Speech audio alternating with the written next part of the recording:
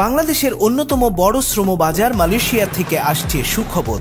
দেশটিতে সফররত প্রবাসী কল্যাণ ও বৈদেশিক কর্মসংস্থান এবং আইন মন্ত্রণালয়ের উপদেষ্টা ডক্টর আসিফ নজরুলের সঙ্গে বৈঠকে আনুষ্ঠানিকভাবে কর্মী নিতে আগ্রহ প্রকাশ করল মালয়েশিয়া।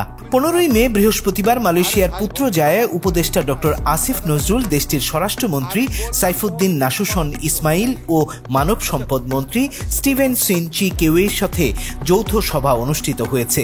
বৈঠকে বাংলাদেশ থেকে কর্মী নেয়ার বিষয়ে নীতিগত সিদ্ধান্ত নিয়েছে দেশটি। বাংলাদেশ সহ 14টি সোর্স কান্ট্রি থেকে 12 লাখ কর্মী নিতে চায় মালয়েশিয়া। এর মধ্যে প্রায় 20,000-এর বেশি কর্মী বিনা খরচে দেশটিতে যাওয়ার সুযোগ পাবেন। মালয়েশিয়ার 2 মন্ত্রীর সাথে বৈঠকের বিষয়ে ফেসবুক লাইভে এসে প্রবাসী কল্যাণ ও বৈদেশিক কর্মসংস্থান এবং আইন মন্ত্রণালয়ের উপদেষ্টা ডক্টর আসিফ নজরুল জানালেন, খুব শিগগিরই মালয়েশিয়া লক্ষাধিক কর্মী নেবে, যেখানে বাংলাদেশের কর্মীরা পাবে সর্বোচ্চ অগ্রাধিকার। সেকেন্ড যে নিউজটা, ভবিষ্যৎ কর্মসংস্থানের ক্ষেত্রে আমরা বিভিন্ন সূত্রে জেনেছি আগামী কয়েক মাসে মালয়েশিয়া 1 থেকে 1.5 লক্ষ বিদেশি শ্রমিক নিতে পারে। তো আমাদেরকে মালয়েশিয়ার যে ইন্টেরিয়র হিউম্যান রিসোর্স মিনিস্টার আছে, উনি আশ্বস্ত করেছেন লোক দেওয়ার ক্ষেত্রে বাংলাদেশকে সর্বোচ্চ অগ্রাধিকার দেওয়া হবে। বাংলাদেশ থেকে সবচেয়ে বেশি লোক নেবেন ওনারা, যেটুকু আশ্বাস আমরা পেয়েছি।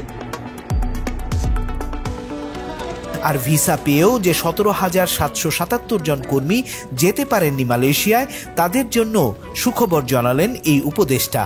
জানালেন, তাদের মধ্য থেকে খুব শিগগিরই 7,926 জন কর্মী মালয়েশিয়া যেতে পারবেন প্রথম ধাপেই।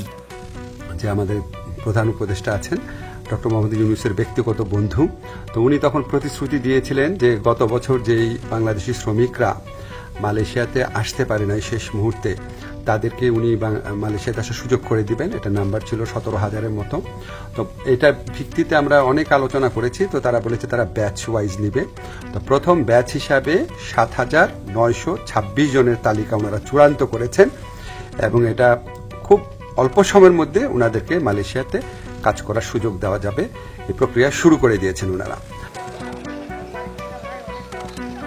মালয়েশিয়ায় অন্যান্য দেশের কর্মীদের মতোই মাল্টিপল এন্ট্রি ভিসা যাতে বাংলাদেশিরাও পান, তা নিয়েও আলোচনা হয়েছে বলে জানান ডক্টর আসিফ নজরুল। অবৈধ হয়ে পড়া বাংলাদেশের কর্মীদের বৈধ করে নিতেও বৈঠকে অনুরোধ জানানো হয়েছে বাংলাদেশের পক্ষ থেকে।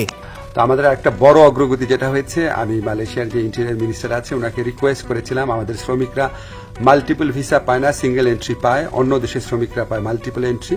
তো ওটা নিয়ে বেশ কিছুক্ষণ কথা হয়েছে। উনি আমাদেরকে শুধু প্রতিশ্রুতি দেন নাই, ওনার সাথে যারা কর্মকর্তারা ছিল তাদেরকে এই ব্যাপারে দ্রুত পদক্ষেপ নেওয়ার জন্য নির্দেশ দিয়েছেন। আর আমি বলেছি যে মালয়েশিয়ার যারা ইরেগুলার হয়ে গেছেন, যে শ্রমিক ভাইরা আছেন, তাদেরকে রেগুলারাইজ করা বা বৈধ করা যায় কিনা। তো ওনারা বলেছেন ওনারা মাঝে মাঝে এটা করেন, আর গত বছর করেছেন। আর ওনারা বলেছেন যে যাদের পাসপোর্ট এক্সপায়ার্ড হয়ে যায়, ভিসা এক্সপায়ার্ড হয়ে যায়, তাদের ক্ষেত্রে এটা হয়তো করা সম্ভব হবে না। একই সাথে এই শ্রমবাজারটিতে সিন্ডিকেট ভেঙে দিয়ে সব রিক্রুটিং এজেন্সির জন্য উন্মুক্ত করে দেওয়ার দাবিও জানানো হয় বাংলাদেশের পক্ষ থেকে। আমরা অনুরোধ করেছিলাম বাংলাদেশে যারা রিক্রুটিং এজেন্ট আছে তাদের সবার জন্য যেন উন্মুক্ত করে দেওয়া হয়, যাতে সবাই লোক পাঠানোর সুযোগ নিতে পারে। এটা আমরা অনেক ভালোভাবে বুঝিয়ে বলেছি। তো ওনারা বলেছেন ওনারা এটা ভালোভাবে বিবেচনা করে দেখবেন। বাংলাদেশ আরও দক্ষ কর্মী যেমন নার্স, কেয়ার গিভার নিতেও মালয়েশিয়া সরকারের সাথে ইতিবাচক আলোচনা হয়েছে বলে জানালেন উপদেষ্টা ডক্টর আসিফ নজরুল। যে আপনার সিকিউরিটি গার্ড আছে বা কেয়ার গিভার আছে বা নার্স আছে, বাংলাদেশ থেকে নেওয়া যায় নাকি, স্কিল্ড ওয়ার্কফোর্স নেওয়া যায় নাকি, ওনারা আগ্রহ দেখিয়েছেন। এ ব্যাপারে আমাদের আলোচনা অব্যাহত থাকবে। তিনি আরও জানালেন, প্রধান উপদেষ্টা ডক্টর মোহাম্মদ ইউনূসের সাথে মালয়েশিয়ার প্রধানমন্ত্রী আনোয়ার ইব্রাহিমের ব্যক্তিগত সম্পর্ক এই শ্রমবাজারের তৈরি হওয়া সংকট সমাধানে প্রধান অনুঘটক হিসেবে কাজ করেছে। বৈঠকে 2 দেশের মন্ত্রীরা কর্মীদের জন্য একটি নিরাপদ, ন্যায্য কর্মসংস্থানের পরিবেশ, কর্মীদের অধিকার ও সম্মান রক্ষার্থে কৌশলগত সহযোগিতা নিয়েও আলোচনা করেন।